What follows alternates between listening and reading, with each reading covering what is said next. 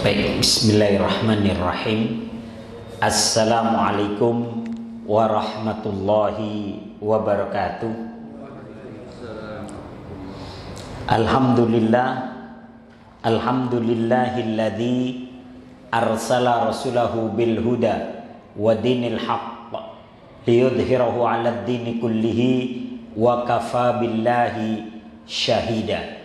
Asyhadu an la ilaha illallah wahdahu la syarikalah wa asyhadu anna Muhammadan abduhu wa rasuluhu la nabiyya ba'da. Allahumma salli wa sallim ala nabiyyina Muhammad wa ala alihi wa sahbihi ajmain, amma ba'du. Bapak-bapak yang dirahmati oleh Allah Subhanahu wa taala, alhamdulillah pada malam hari ini kita mengawali malam kita dengan beribadah, bermunajat kepada Allah Subhanahu wa taala, dilanjutkan dengan mendengarkan tausiah sampai waktu Isya tiba. Mudah-mudahan duduk dan hadirnya kita di tempat yang mulia ini senantiasa menjadi pemberat timbangan amal baik kita nanti yaumul qiyamah. Amin ya rabbal alamin. Salawat dan salam senantiasa tercurah kepada Nabi Allah Muhammad sallallahu alaihi wasallam, kepada keluarga, para sahabat dan para pengikut beliau sampai akhir zaman nanti. Bapak-bapak yang dirahmati oleh Allah Subhanahu wa taala, tema kita malam hari ini adalah umur umat Muhammad antara 60 dan 70 tahun, ya. Di antara hal yang akan dipertanyakan di padang mahsyar adalah tentang umur kita. Jadi kita akan diberdirikan di padang mahsyar selama 50.000 tahun lamanya, di bawah terik matahari yang didekatkan dengan kepala kita, ya. Dan kita tidak akan beranjak dari tempat berdiri kita sebelum kita ditanya dengan 4 pertanyaan. Kalau 4 pertanyaan ini sudah diberikan kepada kita, maka baru boleh kita beranjak dari tempat berdiri kita. Rasulullah Shallallahu Alaihi Wasallam bersabda, la tazulu qadama abdin yaumal qiyamati hatta yus'ala an arba'in, ya. An umrihi fima afna, wa an ilmihi fima fa'al, wa an malihi min aina iktasaba wa fima anfaqah, wa an jismihi fima abla. Kata Nabi Shallallahu Alaihi Wasallam, la tazulu qadama abdin yaumal qiyamah, tidak akan beranjak 2 tapak kaki seorang hamba pada hari kiamat sehingga mereka ditanya tentang 4 perkara. Yang pertama, an umrihi fima afna, tentang umurnya, kemana umur ini dihabiskan. Jadi umur kita ini anugerah, tapi ada pertanggungan jawab. Dibuat apa aja umur kita ini, dari mulai balik, karena dihitungnya dari balik Pak ya, dari mulai balik sampai wafat digunakan untuk apa, ya. Kemudian wa an ilmihi fima fa'al, tentang ilmunya, apa yang dia lakukan dengan ilmunya. Jadi orang belajar itu ada tanggung jawabnya nanti dengan keilmuannya. Dibuat apa ilmunya? Itu yang belajar. Kalau nggak belajar lebih berat lagi Pak. Karena kalau nggak belajar bisa tersesat dan sebagainya dan sebagainya. Itu yang belajar. Yang ngajar juga dimintai pertanggungjawaban. Jadi ustadz, kiai, habib, ajengan, buya, berat resikonya sebenarnya Pak, ya. Kalau salah-salah ngajarin bisa diminta adabnya 2 kali lipat. Naudzubillahi min dzalik. Kemudian wa an malihi min aina iktasaba wa fima anfaqah, dan tentang hartanya. Dari mana harta itu diperoleh dan kemana dibelanjakan. Jadi harta ini agak berat, Pak. Karena ditanyanya 2 kali. Dari mana dan kemana. Kadang harta itu kita dapat dari yang halal. Kita belanjakan kepada yang halal. Kadang dapat dari yang halal. Dibelanjakan kepada yang haram. Kadang dapat yang haram. Dibelanjakan kepada yang halal. Dapatnya dari cara haram, dibelanjakan tuh halal. Contoh ini, korupsi triliunan. Terus keluarganya dinaikkan haji semua. Ya, yang harganya 300 jutaan misalnya. Korupsinya triliunan gitu kan. Nah, ini dari yang haram kemudian digunakan untuk yang halal. Tapi kata Nabi, innallaha la yaqbalu illa thayyiba. Allah tidak akan menerima kecuali dari yang baik-baik. Jadi kalau dari yang haram buat naik haji, gak sah hajinya. Ya.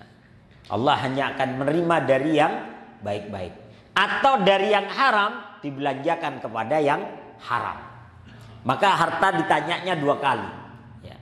Kemudian berikutnya, wa an jismihi fima ablah. Tentang tubuhnya atau badannya. Untuk apa digunakan? Jadi tubuh ini anugerah, ya, diberikan oleh Allah, tapi nanti tubuh ini akan dimintai pertanggungjawaban. Pada hari ketika mulut mereka dikunci, ya, dan yang berbicara kepada mereka adalah tangan dan kaki. Jadi mulutnya dikunci, tapi tangan nanti akan memberikan persaksian. Kaki juga memberikan persaksian. Jadi yang ditanya diantaranya adalah an umrihi fima afna. Tentang umurnya. Dihabiskan untuk apa umurnya ini. Imam Ibnul Jauzi membagi umur manusia menjadi 5 masa. Ya, jadi Imam Ibnul Jauzi membagi umur manusia menjadi 5 masa. Yang pertama masa anak-anak, yaitu dari sejak dilahirkan hingga mencapai usia 15 tahun. Maka Nabi melarang anak-anak yang belum usia 15 tahun dilarang ikut dalam pertempuran. Ya. Dan anak-anak di usia 15 tahun dianggap sudah balik. Kalau sudah di atas 15 tahun boleh dia dianggap sudah mulai masa mudanya. Ya. Jadi masa anak-anak sejak dilahirkan hingga mencapai usia 15 tahun. Kemudian masa muda. Mulai dari usia 15 tahun hingga umur 35 tahun. Ini masa muda. Dari 15 tahun hingga umur 35 tahun. Kemudian masa dewasa. Mulai dari 35 tahun hingga umur 50 tahun. Ini kayaknya jamaah di sini kayaknya masa dewasa semua nih kayaknya. Ya, masa-masa yang masih inilah, ya. Kemudian masa tua. Nah, ini masa tua ini. Mulai dari 50 tahun hingga 70 tahun. Ya, ini masa tua. Kemudian masa lanjut usia. Usia 70 tahun hingga akhir umur yang dikaruniakan oleh Allah Subhanahu wa taala. Makanya orang yang usia 70 tahun ke atas, seandainya dia tidak kuat berpuasa Ramadan, maka dia boleh membayar fidyah dan tidak perlu mengganti di hari lain. Tapi kalau umur 70 tahun masih kuat berpuasa, dipersilahkan. Tapi kalau memang tidak kuat, sakit dan sebagainya, maka boleh dia membayar fidyah karena sudah masuk kategori lanjut usia. Kata Nabi SAW, khairun nas man tala umruhu wa hasuna amaluhu, wa syarrun nas man tala umruhu wa sa'a amaluhu. Ya.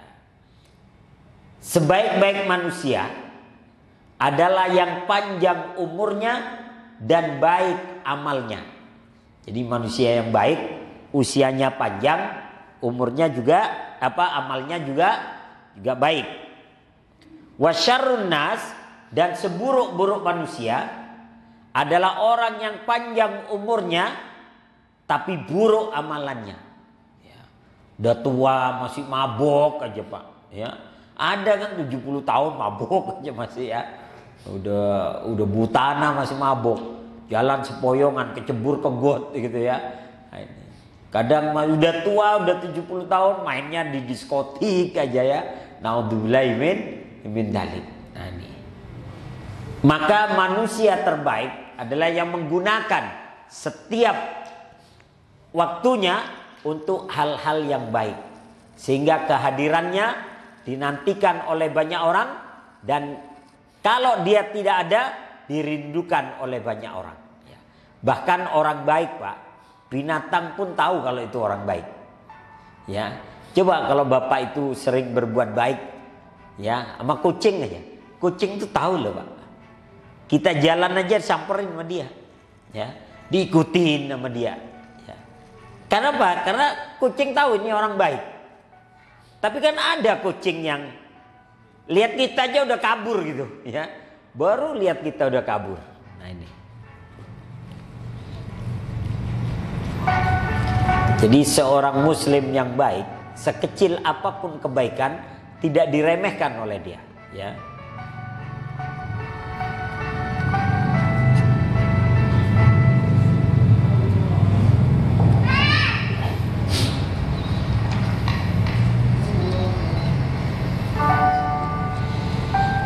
Ya, kadang kebaikan kecil yang kita lakukan kadang menjadi manfaat yang besar buat orang lain. Ya.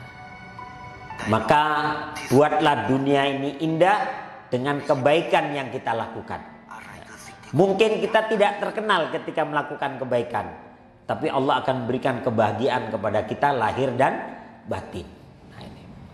Maka kata Nabi, seorang muslim yang senantiasa berbuat baik akan dipanjangkan usianya.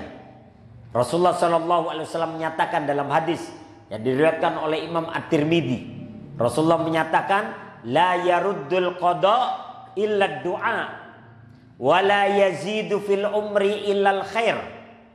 Kata Nabi SAW, la yaruddul qada illa du'a. Tidak ada yang bisa menangkal takdir yang buruk kecuali doa. Wala yazidu fil umri illal khair. Dan tidak ada yang bisa menambahkan usia kita kecuali kebaikan. Nah, menurut para ulama ini tafsirnya ada dua. Bahwa kebaikan itu bisa menambahkan umur kita, tafsirannya dua. Tafsiran yang pertama, bisa jadi seseorang harusnya wafat di usia 30. Maka Allah tetap mewafatkannya di usia 30. Tapi karena dia baik, walaupun dia meninggal di usia 30, tapi namanya selalu disebut-sebut. Ya, selalu disebut-sebut. Tiap ada pertemuan, tiap ada ini, selalu diingat. Dulu ada fulan bin fulan, orangnya baik dan sebagainya. Walaupun sudah meninggal bertahun-tahun, namanya tetap hidup di hati masyarakat. Ya, seperti sahabat-sahabat Nabi. Dan Rasulullah sendiri panjang umur walaupun sudah meninggal 1400 tahun yang silam. Selalu disebut Muhammad SAW, selalu disebut Abu Bakar, Umar, Utsman, Ali, ya, Tolha bin Ubaidillah, Zubair bin Awam, Abdurrahman bin Auf, ya, semua masih disebut-sebut. Sa'ad bin Abi Waqqas dan sebagainya. Mereka udah wafat tahunan, tapi sampai hari ini namanya tetap disebut. Nah, itu yang disebut panjang umur. Karena ada orang meninggal seminggu masih dibicarain, selebihnya enggak. Orang sudah lupa. Ya. Seminggu aja dia masih dibicarain fulan. Setelah seminggu udah orang lupa sama dia. Tapi ada orang yang meninggal ratusan tahun, namanya tetap disebut sampai hari ini. Itu yang disebut panjang umur. Atau makna yang kedua, ya, kata para ulama, bisa jadi harusnya dia meninggal di usia 30 tahun, tapi kemudian oleh Allah ditambahkan menjadi 70 tahun. Kenapa? Karena perbuatan baik dia. Yang mendoakan banyak. Tiap dia berbuat baik, yang mendoakan banyak. Aduh, mudah-mudahan panjang umur, berkah hidupnya, lancar rezekinya, murah rezekinya, baik-baik. Wah, doanya banyak. 10 orang, 20 orang, 30 orang, 50 orang mendoakan, Allah rubah itu. Harusnya meninggal di usia 30 tahun, maka Allah jadikan wafat di usia 70 tahun. Bisa, yaitu hak Allah. Dalam surat Ar-Ra'd ayat 39, Allah menyatakan, yamhullahu ma yasha wa yusbit wa indahu ummul kitab. Allah akan menghapuskan takdir-takdir yang Allah kehendaki, dan Allah akan menetapkan takdir-takdir yang Allah kehendaki.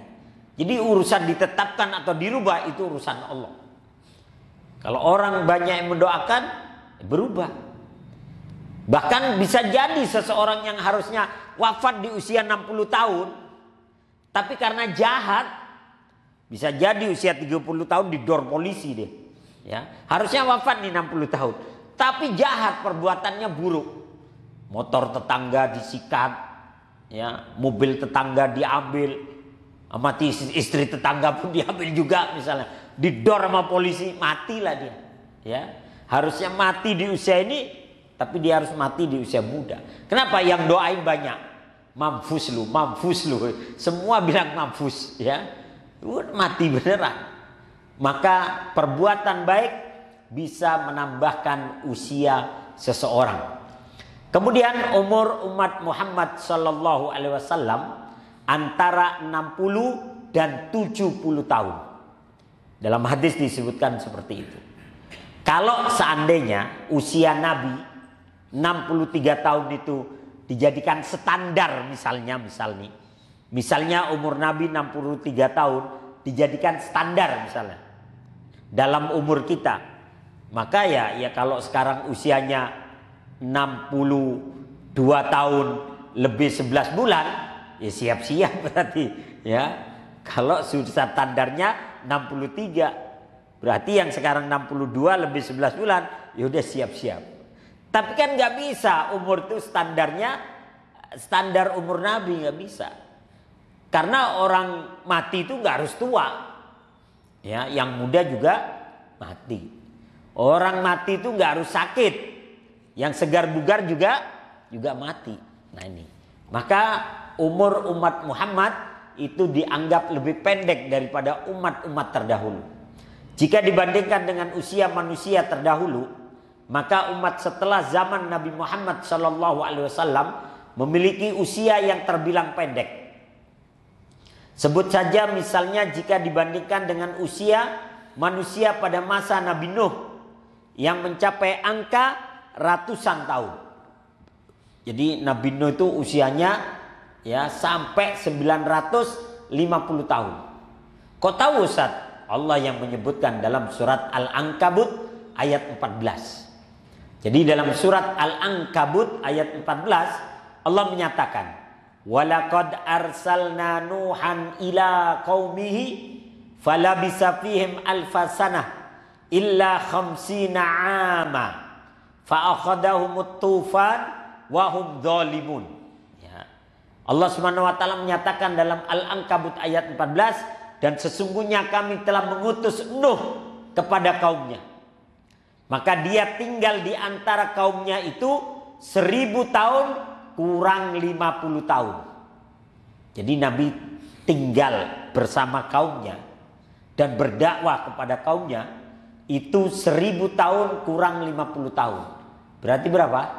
950 tahun. Bayangkan Nabi Nuh dakwah selama itu, menurut riwayat yang beriman cuma 12 orang. Yang beriman 12 orang. Ya. Dakwah selama 950 tahun. Bahkan bininya sendiri, istrinya sendiri gak beriman, Pak. Gak beriman.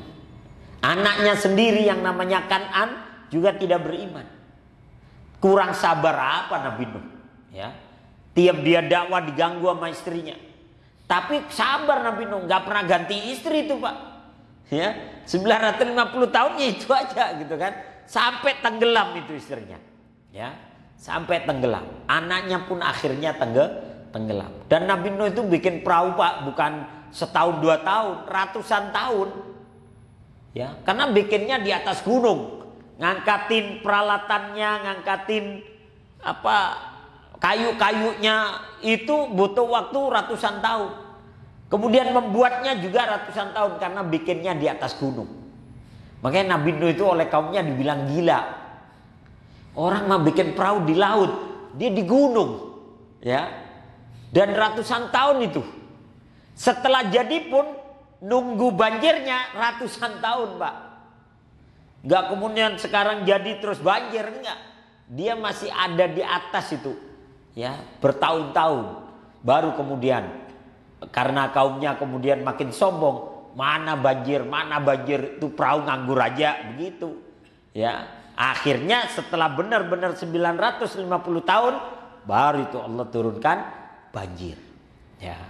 Nah ini kemudian mengutip buku Semakin Tua Semakin Mulia, Kisah dan Rahasia Meraih Husnul Khotimah yang ditulis oleh Aiman Mahmud. Disebutkan ada beberapa hadis sahih yang menjelaskan tentang usia umat setelah zaman Nabi Muhammad sallallahu alaihi wasallam.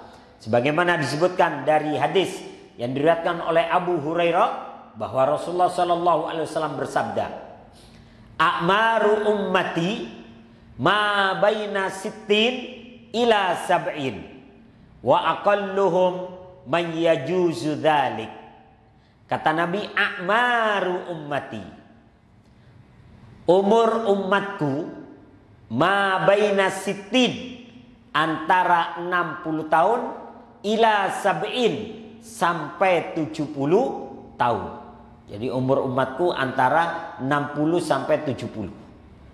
Wa aqalluhum may yajuzu dzalik, dan sedikit dari mereka yang melampaui umur tersebut. Jadi sedikit yang yang usianya sampai 80 tahun, 90 tahun, 100 tahun, itu sedikit. Tapi ada. Karena haji kemarin tuh ada yang sampai usianya 120 kalau nggak salah. Yang kemarin Pak ya, itu ada usia 120 masih bisa berangkat haji. Ya.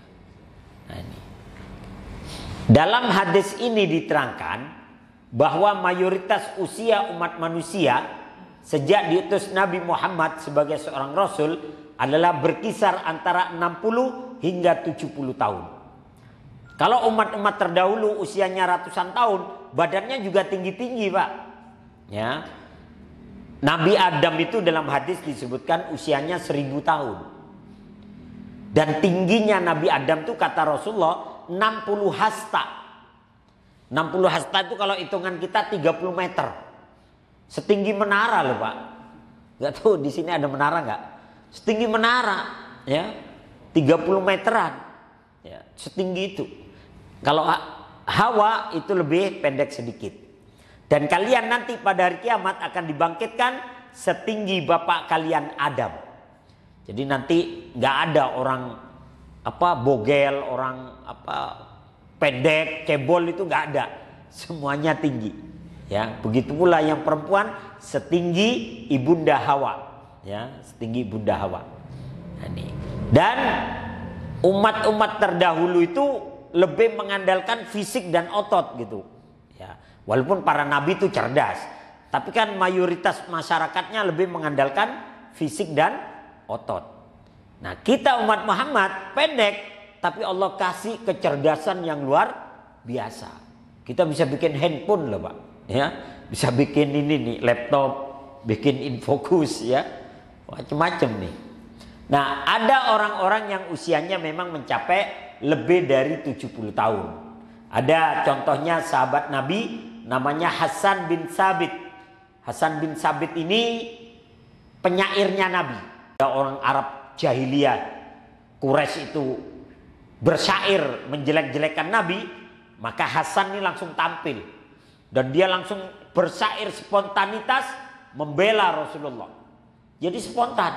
Karena dulu adu syair itu spontan Pak. Kalau sekarang kan ditulis dulu, ya, ditulis dulu apa. Kalau dulu enggak, orang ini aja langsung. Dan itu permainan kata-kata. Enggak semua orang bisa. Ya, enggak semua orang bisa. Wafat pada usia 120 tahun. Sahabat Hakim bin Hizam wafat pada usia lebih dari 120 tahun. Kemudian ada sahabat Salman Al-Farisi, juga tutup usia pada usia sekitar 90 tahun. Ada sahabat Anas bin Malik yang banyak meriwayatkan hadis, itu juga wafatnya sekitar usia 90 tahun lebih. Ya. Hal ini sangat berbeda dengan usia umat para nabi terdahulu yang usia mereka sangat panjang, bahkan hingga ratusan tahun. Ya. Sekalipun demikian, umat Nabi Muhammad yang berumur pendek itu jauh lebih diutamakan daripada umat para nabi terdahulu. Hal ini menandakan bahwa amal kebaikan umat Muhammad jauh lebih utama daripada amal mereka, karena hanya dengan umur yang singkat umat Nabi Muhammad dapat melampaui mereka. Umur kita antara 60-70 loh Pak, tapi bisa melampaui umat-umat terdahulu yang usianya ratusan tahun. Dalam riwayat disebutkan dulu pada zaman Bani Israel ada seseorang yang badannya tinggi gede Pak, keker gede tinggi, namanya Sam'un. Ya, namanya Syam'un, orang bilang Samson. Ya, Sam'un. Sam'un ini ibadahnya kuat, sholatnya kuat, puasanya kuat. Ya, pokoknya ibadahnya kuat lah dia, siang malam. Dan kalau dia berjihad, berperang, sendiri bisa membunuh 100 orang. Sam'un itu. Makanya kan Samson itu digambarkan begitu Pak. Ya. Sam'un itu kuat.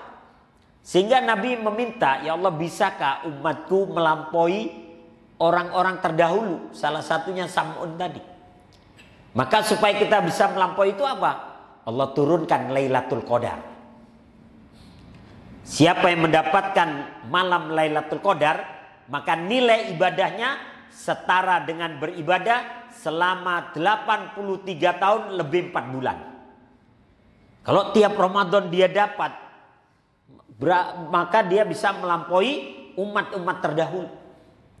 Kemudian ketika Nabi Isra dan Mi'raj, Nabi mendapatkan perintah sholat 50 waktu. Maka Nabi Musa berkata kepada Rasulullah di langit ke-6, Muhammad, balik lagi kepada Allah. Gak sanggup umatmu itu mengerjakan 50 waktu. Bani Israel aja dulu pernah tidak sanggup. Kau mintalah perkeringanan kepada Allah. Sampai akhirnya sholat 5 waktu aja. 5 waktu aja kemudian sholat. Begitu 5 waktu diterima oleh Nabi, apa kata Allah? Ya Muhammad, innaha khamsu sholawatin. Sesungguhnya yang diperintahkan kepada engkau dan umatmu hanya 5 waktu. Tapi 5 waktu ini dilipat gandakan menjadi 10 kali lipat. Jadi kalau kita sholat maghrib sekali, itu setara dengan sholat maghrib selama 10 kali. Kalau sholat isya sekali setara dengan sholat isya 10 kali. Kalau 5 waktu setara dengan sholat 50 waktu. Sholatnya cuma sekali tapi Allah lipat gandakan. Supaya apa? Supaya kita bisa setara dengan umat-umat terdahulu. Kenapa? Kita pendek. Udah badannya pendek, usianya juga pendek. Kalau umat-umat terdahulu tinggi gede. Kalau terdahulu itu kayak kaum Ad, kaum Samud, ya, badannya gede, itu gunung dipahat Pak. Dipahat.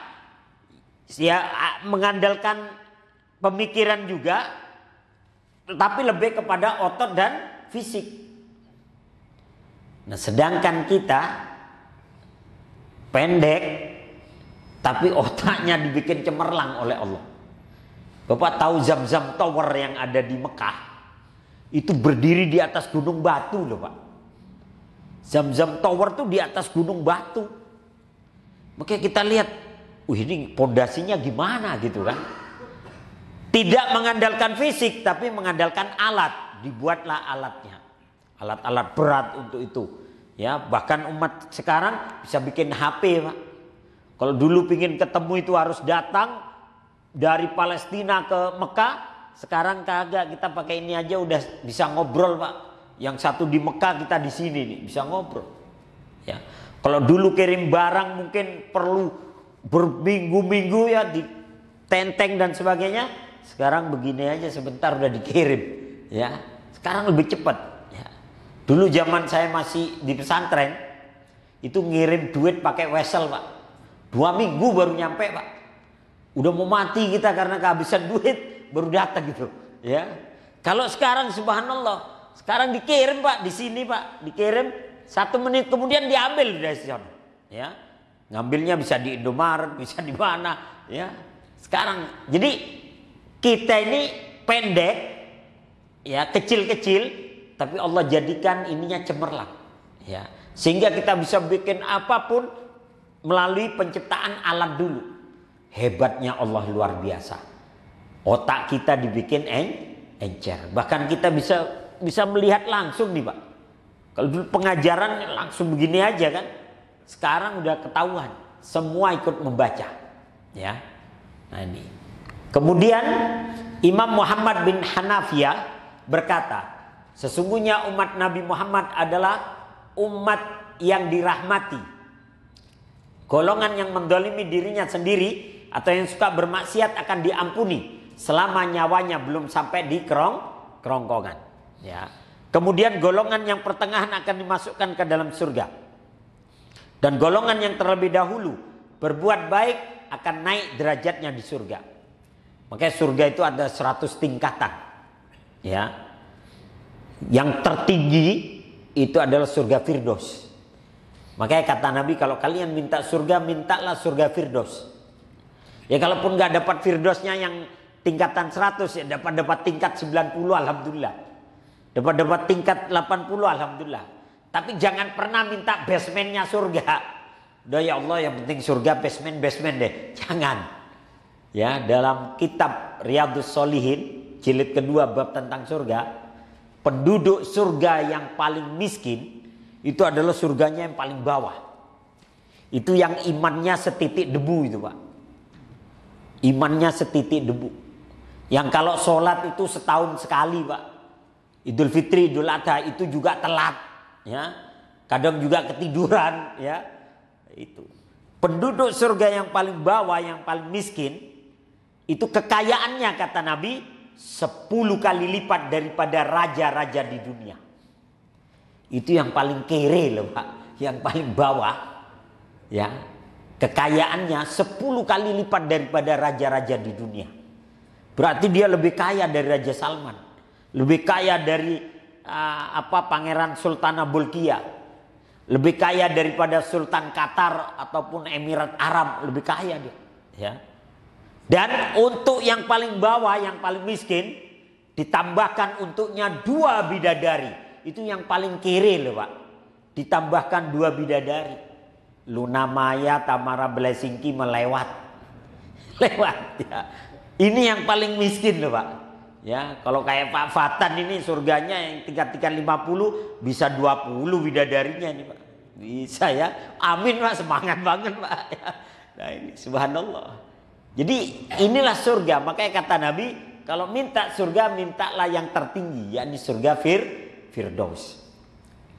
Kemudian kata Nabi, la abdul muslim idza balagha arba'ina sanah khaffafallahu ta'ala hisabah wa idza balagha sittina sanah razaqahullahu ta'ala al-inaba ilaihi wa idza balagha sab'ina sanah ahabbahu ahlus sama wa idza balagha samanina sanah sabatallahu ta'ala hasanatihi wa maha sayyiatihi wa idza balagha tis'ina sana ghafarallahu ma taqaddama min dhanbi wa ma ta'akhkhar wa syafa'ahu Allah ta'ala fi ahli baitihi wa kataba fis samai asirallah fi ardihi rawahu al-Imam Ahmad.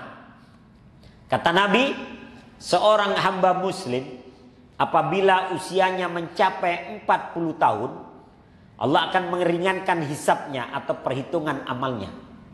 Karena biasanya begini Pak, usia 40 tahun, ini mulai muncul kesadaran untuk meninggalkan keburukan. Orang yang dulu suka minum, suka mabok, begitu 40 tahun mulai dia sadar. Walaupun kadang sadarnya bukan karena agama, malu sama anak. Malu anak udah SD, ntar dikatain sama temen-temennya bapaknya tukang mabok, udahlah berhenti, mulai berhenti, mulai mendekati masjid, mulai ada kajian, mulai ada semangat itu untuk kembali bertobat. Sehingga apa? Mulai amalnya diringankan oleh Allah, amal-amal buruknya udah ditinggalkan. Jika usianya mencapai 60 tahun, Allah akan memberikan anugerah berupa kemampuan untuk kembali bertobat kepadanya.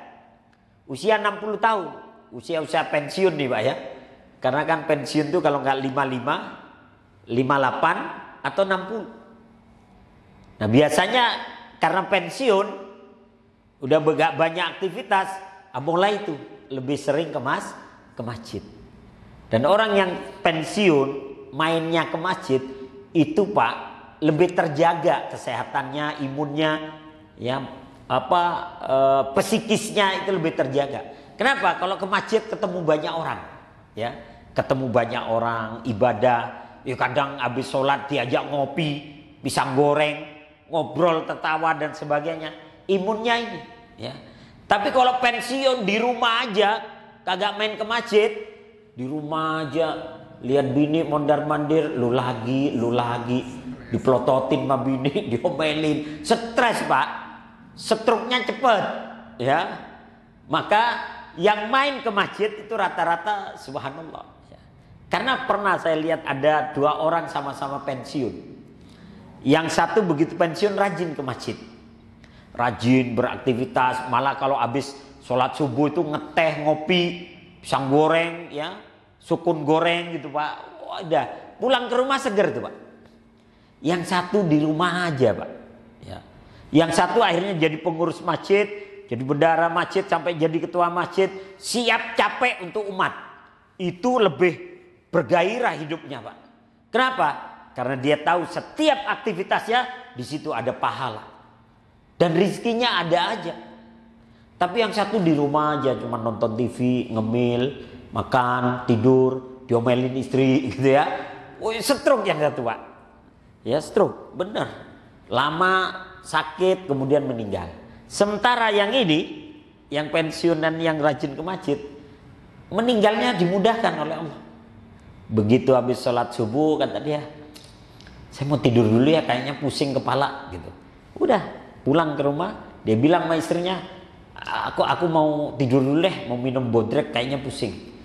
Minum bodrek, tidur, gak bangun lagi Pak. Sehat padahal. Tapi kan subhanallah, selama pensiun tuh selama kurang lebih 15 tahunan itu dia aktivitasnya di masjid. Udah berapa pahala yang dia lakukan, ya. Makanya kalau pensiun jangan di rumah terus ya. Liatin istri lu lagi ke dapur, ke belakangnya diomelin, ya udahlah, ke sini ngopi lah ya. Sini ada kopi kan sini, alhamdulillah gitu kan. Nah kemudian kalau tadi usianya 60 tahun, Allah anugerahkan kemampuan kembali bertobat kepadanya. Bila usianya mencapai 70 tahun, nah ini kalau udah 70 tahun, maka para penduduk langit, yakni para malaikat akan mencintainya. Apalagi kalau 70 tahun masih aktif ke masjid. Karena ada bapak-bapak yang walaupun dia pakai tongkat, walaupun pakai apa, walaupun jalannya terantanan, masih jalan ke masjid. Itu dicintai oleh Allah Pak. Dicintai oleh para malaikat, ya. 70 tahun malaikat cinta Pak. Suka ditengok-tengokin sama malaikat. Terutama malaikat maut Pak.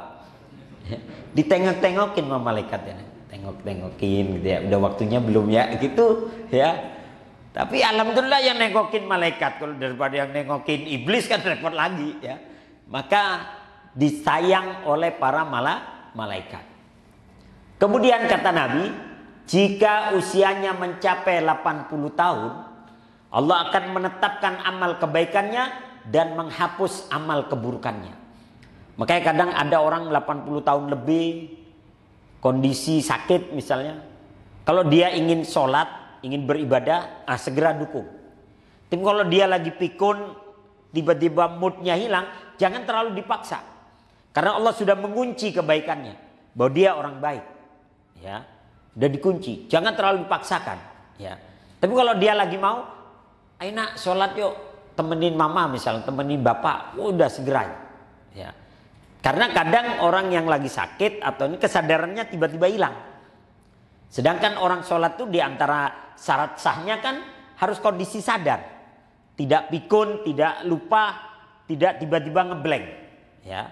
Maka kalau lagi ngeblank jangan paksakan, biarin. Kenapa? Allah sudah mengunci kebaikan dia.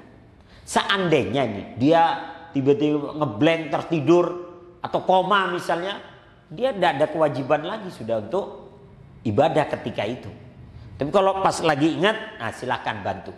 Nah ini. Kemudian jika usianya mencapai 90 tahun, Allah akan mengampuni dosa-dosanya yang telah lalu dan dosa-dosanya yang akan datang. Jadi kalau dari 90 tahun dikunci sudah, bahwa Allah menghapus dosa-dosanya yang lalu dan yang akan datang. Ya. Dan Allah akan memberikan pertolongan kepada anggota keluarganya. Sehingga apa? Anggota keluarganya dibikin oleh Allah lebih sabar merawat dia. Dan di situ ada nilai pahala. Makanya Pak, orang-orang Barat tuh suka heran sama orang-orang Indonesia, orang-orang Islam. Mereka suka heran. Emak bapaknya 90 tahun masih dirawat di rumah, Pak. Kalau mereka kadang diantar ke panti jompo, ditaruh panti jompo. Kalau kita kan dirawat, Pak.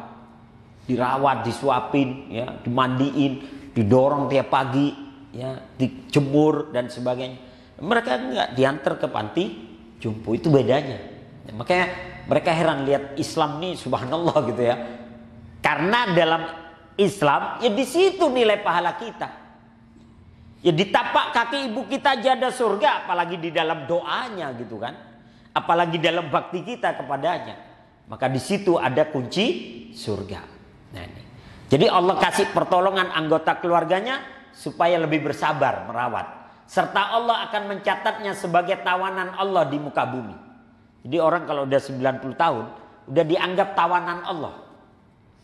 Yang namanya tawanan gimana sih, Pak? Udahlah kamu di sini aja, nggak usah kemana-mana. Ini makannya, ini minumnya, ini pakaiannya. Ya, tawanan udah. Semuanya akan diberikan kepadamu, kamu cukup di situ. Makanya orang 90 tahun nggak ada kewajiban harus kerja, menafkahi dirinya sendiri atau anak dan sebagainya. Rezekinya akan datang dengan sendirinya. Kata Nabi, sesungguhnya Allah tidak mewafatkan seseorang.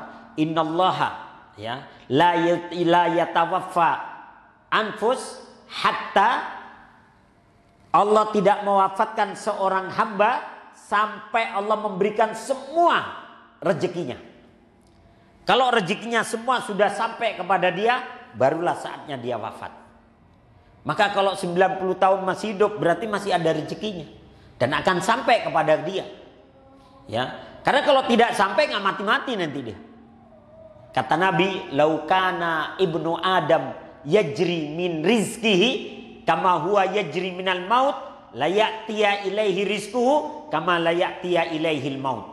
Seandainya anak Adam lari dari rizkinya sebagaimana dia lari dari kematian, maka rizkinya akan mengejar dia dan akan sampai kepadanya sebagaimana kematian akan mengejar dia dan sampai kepadanya.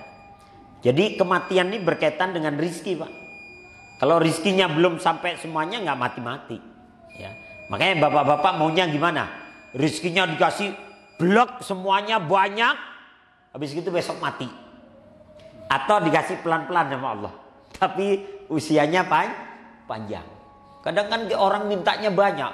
Ya Allah, mobil, rumah, apa semuanya diminta, ya. Kalau tiba-tiba dikasih semua oleh Allah, dah selesai semua rezekimu, mati, Pak, ya. Tapi kalau pelan-pelan, rezekinya nggak langsung blek, tapi usianya panjang. Nah ini. Kemudian barang siapa mencapai usia 40 tahun dan amal kebajikannya tidak mantap dan tidak dapat mengalahkan amal keburukannya, maka hendaklah dia siap ke neraka. Ini diucapkan oleh Abdullah bin Abbas. Jadi tolok ukur perubahan seseorang adalah ketika usia 40 tahun. Ya. Lantas apa yang harus kita lakukan ketika umur kita menginjak usia ke-60? Yang pertama, meneguhkan tujuan hidup.